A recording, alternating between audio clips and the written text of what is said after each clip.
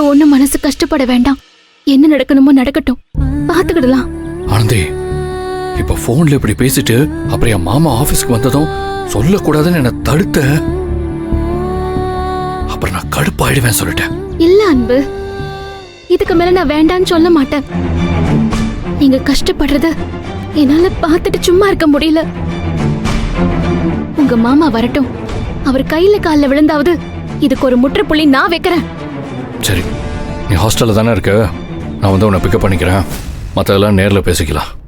வேணாம் அன்பு, நான் சல்மாவோட கம்பெனிக்கு வந்துக்கிறேன். நீங்க நேர கம்பெனிக்கு வந்துருங்க. இல்ல ஆனந்தி, நான் சொல்றது கொஞ்சம். நீங்க வாங்க பேசிக்கலாம்.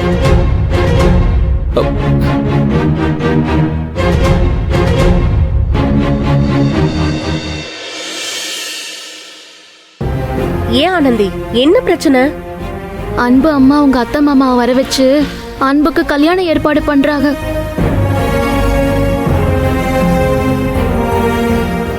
என்னடி சொல்ற? இப்ப என்ன பண்ண போறீங்க? அவரு மாமா கிட்ட எங்க காதலை பத்தி சொல்லி அவருக்கு புரிய வைக்க போறோம். ஆனந்தி, அவங்க உன் லவ்வுக்கு ஓகே சொல்வாங்க, நீ எப்படி நம்புற? அவர் எங்க காதலை ஏத்துக்கணும்னு நான் எதிர்பார்க்கல.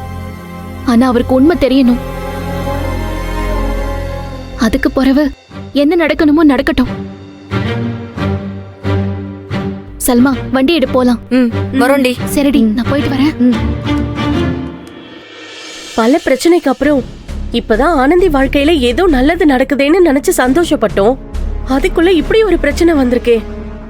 பாவம் ஆனந்தி, என்ன பண்ண போறாளோ? சீக்கிரம் ஒரு நல்ல வழி காட்டணும். சரி, நான் வரேன்.